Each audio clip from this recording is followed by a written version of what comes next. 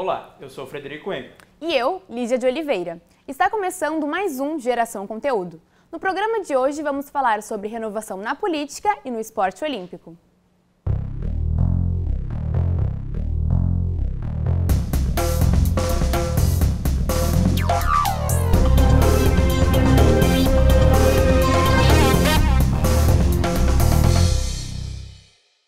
Renovação. Ato ou efeito de renovar, transformar em novo. Em 2016, durante as campanhas eleitorais, a crise de representação vivida pela classe política deu brecha para muitos candidatos se apresentarem como alternativas novas e desvinculadas do sistema tradicional. Seria isso um sinal de renovação na política? E para entender este fenômeno, a repórter Lídia de Oliveira conversou com profissionais atuantes na área política para saber o que eles pensam sobre esse cenário e sobre o discurso antipolítico utilizados por muitos candidatos. Lígia, você pode nos explicar um pouco sobre o processo de reportagem? Bom, Frederico, não foi um processo simples, porque a pauta era um pouco complexa. Então, eu tentei fazer um recorte, até para linkar o que os entrevistados falaram, e eu fiquei bem feliz com o resultado final.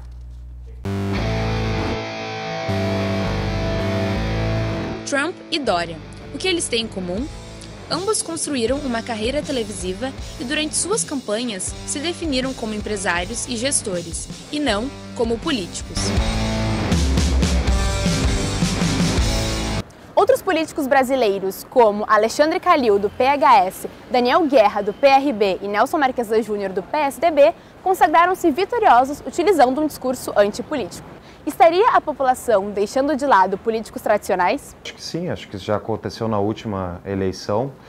Acho que vai ser um fenômeno recorrente, mas a preocupação é o quanto desses políticos não tradicionais serão concisos ideologicamente, terão conteúdo a apresentar, terão realmente novas propostas, ou se serão membros da velha política travestidos de algo novo, né? Essa é a pergunta. E se o público vai conseguir diferenciar um do outro. Para o vereador de Porto Alegre, Felipe Camozato, eleito pelo Partido Novo, o discurso voltado à gestão possui outro significado. Então, eu acho que a gente está vivendo esse momento, onde o discurso de gestão está mais presente do que o discurso propriamente de política por si só.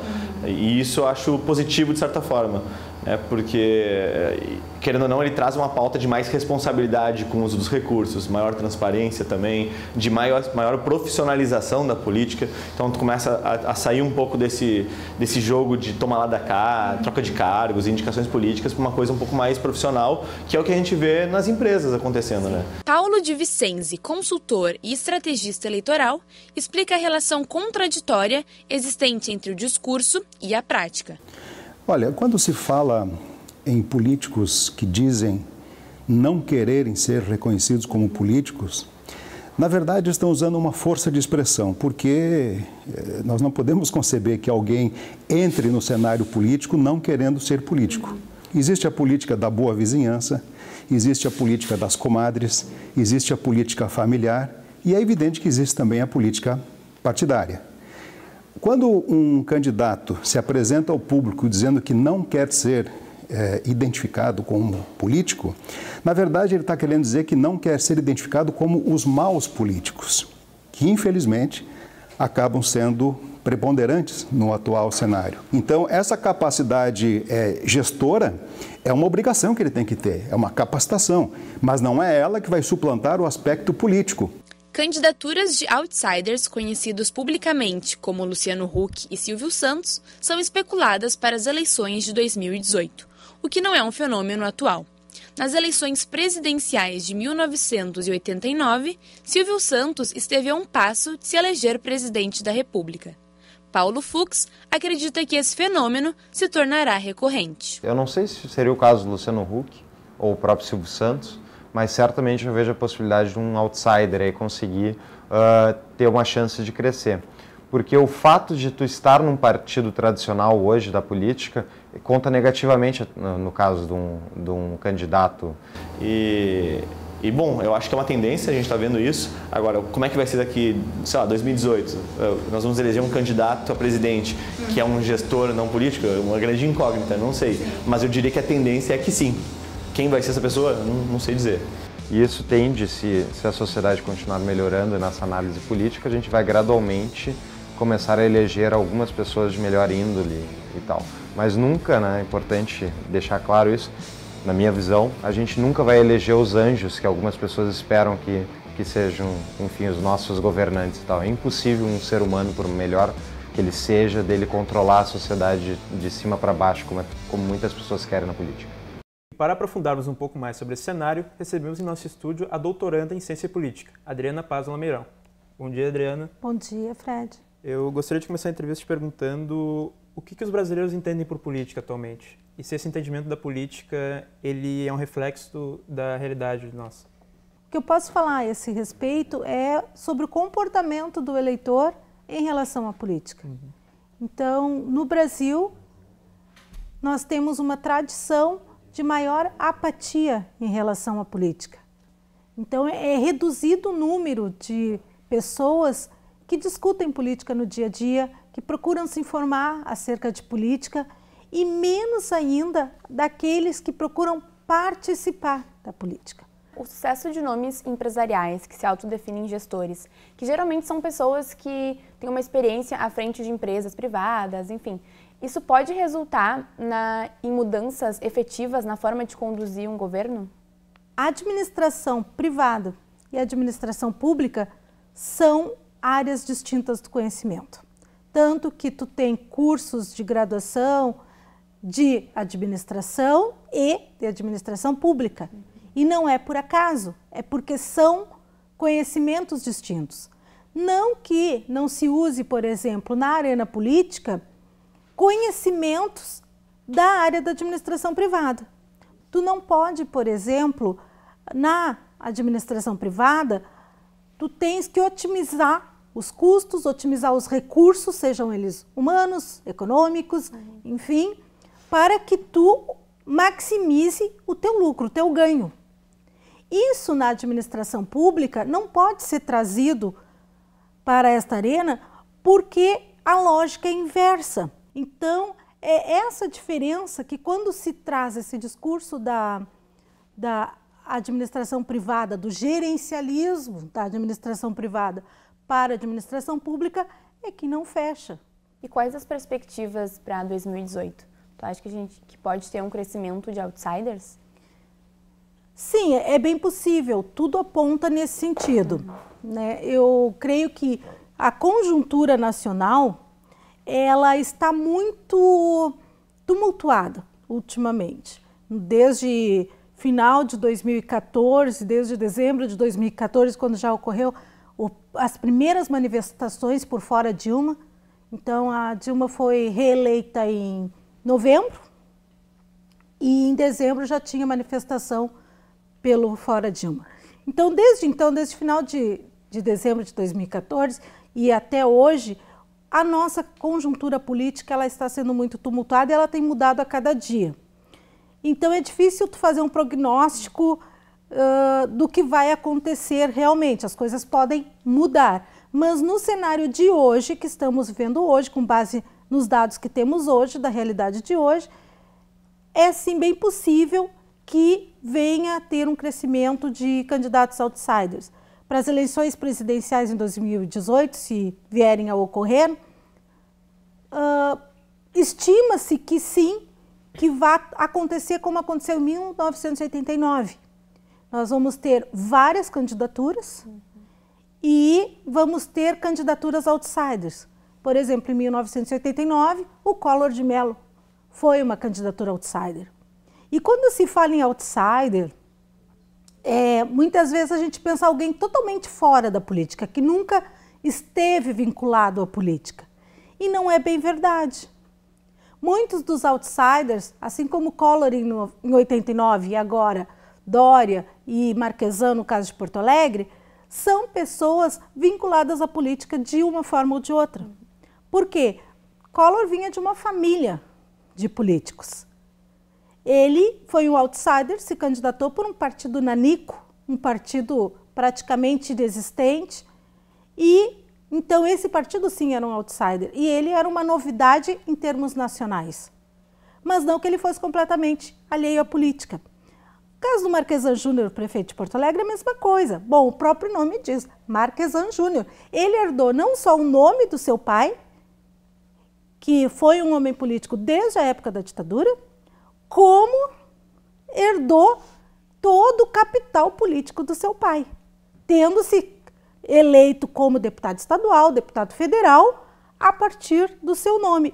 E isso é um reflexo na arena política para muitos candidatos. Bom, Adriana, gostaria de agradecer. Muito obrigado por ter participado e aceito o nosso convite. Obrigada. E no próximo bloco teremos reportagens sobre a evolução do esporte olímpico no Rio Grande do Sul. Não sai daí.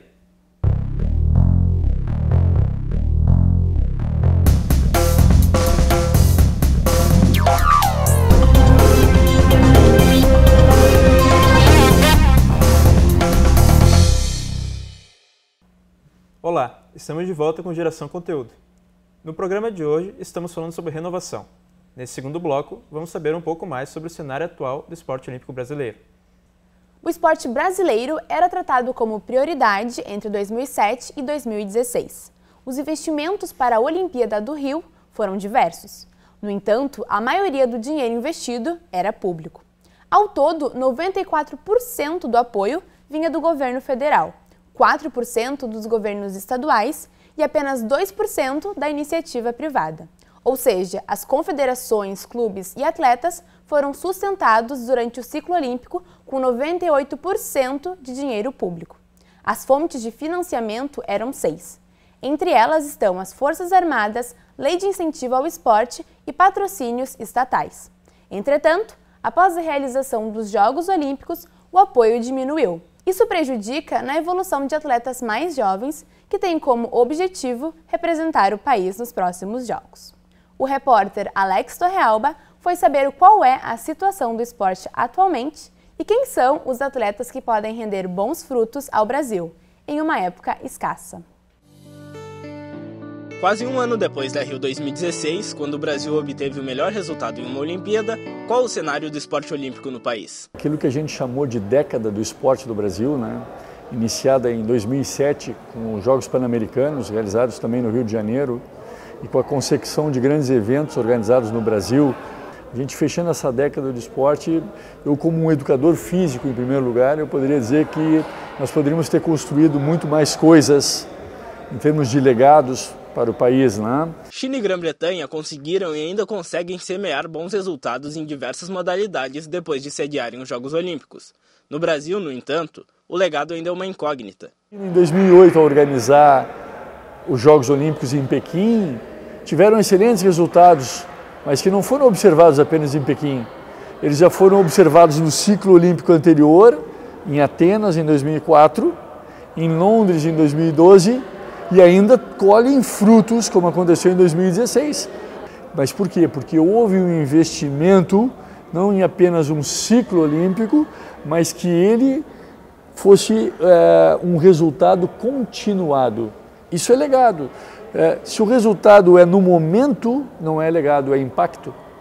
A gente tem que começar com esperança para colher alguma coisa. As Olimpíadas aqui, espero que a gente cresça mesmo com o fomento do esporte e por ter muitos esportes, ter dado muita visibilidade aos esportes, que aumente a quantidade e qualidade dos esportes no Brasil. A maioria dos jovens se inspira em atletas que já passaram por um ciclo olímpico. Eles acabam se tornando referência de superação e de conquistas para a nova geração do esporte brasileiro. Rafael é mais um dos talentos que faz parte da equipe de judô da Sojipa e representa a seleção brasileira em competições internacionais. Se espelhar assim, nos bons exemplos que tem no esporte, que existem muitos, não só no judô, em todos os esportes, sempre tem ótimos exemplos. Só no esporte, você tem que ver tudo, assim, porque o campeão não é só no tatame ali, Fora o tatame, ele também é um exemplo. Outra promessa do esporte brasileiro vem da esgrima. Aos 20 anos, Gabriela Cecchini encerrou sua fase na categoria juvenil e agora almeja crescer como profissional. Pretendo treinar, dar o meu máximo, assim, de maneira a no futuro tentar figurar entre os melhores do ranking, assim. Acho que eu não tenho... Óbvio que gostaria muito de participar de uma Olimpíada e ter algum estado olímpico, Mas acho que o meu principal é, assim, é crescer e me tornar uma esgrimista, tipo, das melhores do mundo. Mas não é só de exemplos e motivação que se constrói um atleta olímpico. O apoio financeiro é fundamental para treinamentos e competições preparatórias. Com o fim do ciclo olímpico, as verbas públicas diminuíram e os atletas brasileiros precisam achar outras formas de se manter. A estrutura está ruindo um pouco, né? Muitos patrocinadores já anunciaram que não vão renovar com a gente, com o esporte, com as confederações. Recebo apoio do clube, assim, para as competições, porque acaba que a gente tem que participar de várias competições internacionais, que é para ganhar ritmo de jogo e também para figurar no ranking mundial, que é importante. Eu recebo uma ajuda aqui da Sojipa, eles me ajudam com moradia, com ajuda de custo. Eu também recebo uma ajuda do Exército Brasileiro, que eu represento as Forças Armadas. O foco de todos os atletas é nos Jogos Olímpicos de Tóquio. Os mais jovens sonham em participar pela primeira vez da principal competição esportiva do planeta. Então eu acho que para 2020, né, que é a próxima Olimpíada, que é o foco de todos os atletas do judô, o Brasil está com chance assim, de chegar para ganhar muito mais medalhas. E para mim é a mesma coisa, não consegui ir para o Rio de Janeiro para a Olimpíada, mas eu estava ali perto, então estou trabalhando firme para conseguir essa vaga para Tóquio e tem muito pela frente ainda, mas ao mesmo tempo também é bem curto o caminho, tem que se esforçar muito. E recebemos agora no nosso programa a professora da Faculdade de Educação Física da URGS, Anelisa Gaia. Muito obrigado pela presença, Anelisa. Muito obrigada. E eu gostaria de iniciar te perguntando qual que é a importância da prática do esporte desde pequeno. Bom, a importância da prática esportiva desde a infância e a adolescência, ela é muito abrangente, né? Ela pode ser relacionada com vários aspectos, né? Mas aquilo que nós, dentro da URGS, no meu projeto de pesquisa, que é o Projeto Esporte Brasil, temos estudado muito, é a relação do esporte com a saúde, tá? Sem dúvidas, a prática de esportes, ela deveria ser, no Brasil, vinculada à educação física escolar. Tá? O professor de educação física, ele é responsável por apresentar aos seus alunos o maior número de manifestações da cultura corporal, que nós chamamos, que são os esportes, as lutas, os jogos tradicionais, as danças. Isso deveria se iniciar na escola. A educação física é uma disciplina, né, da educação básica, e o esporte deve estar incluído dentro da educação física, na perspectiva de que as crianças conheçam os esportes e possam participar de esportes dentro da escola e fora da escola, que a criança tenha um conhecimento dentro da escola e possa levar para fora da escola, na perspectiva também da formação esportiva. Então, a minha perspectiva ela é muito ampla, né? O esporte ele é muito importante na perspectiva da saúde, na perspectiva do desenvolvimento motor, que é fundamental para o desenvolvimento global da criança, na perspectiva, sim, de dar direito às crianças a praticarem e de se achar e se encontrar crianças que querem seguir a vida esportiva. E quais esportes tu indicaria para uma melhor evolução da criança? Essa pergunta, ela é uma pergunta que eu conseguiria responder numa palavra só, né? Todos. Todos os esportes, eles têm uma relação muito importante com o desenvolvimento motor, cognitivo e social das crianças. Não existe um esporte que seja melhor do que outro. Existe, sim, a necessidade de nós tentarmos oferecer às crianças, e eu volto mais uma vez à escola, todos os tipos de manifestações da cultura corporal, todos os esportes, para que a criança se adeque àquele que ela mais gosta.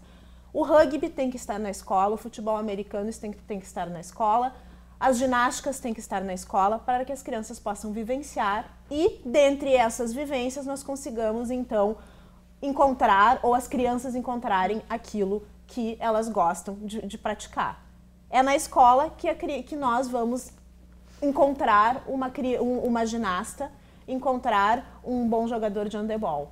Para isso, só nós precisamos acreditar que o esporte tem que estar dentro da educação física escolar, seja no colégio público, seja no colégio particular. Além, claro, da possibilidade, isso é um sonho, que a escola dê das crianças voltarem no contraturno das suas aulas para a prática desses diversos esportes. Então, sem dúvidas, todos os esportes têm uma importância muito grande no desenvolvimento de uma forma global e no desenvolvimento social e motor das nossas crianças. E não só os esportes, a prática de atividade física, as brincadeiras, não é? O slackline, a zumba, tudo isso tem que estar na escola porque faz parte da formação das nossas crianças. Obrigado pela sua participação, Anelisa. Agradeço muito. Eu que agradeço, muito obrigada. Foi um prazer. E o programa de hoje está chegando ao fim. Você pode conferir a gravação desta e de outras edições na nossa fanpage no Facebook. Tenham todos uma ótima semana e até mais. Tchau! Tchau!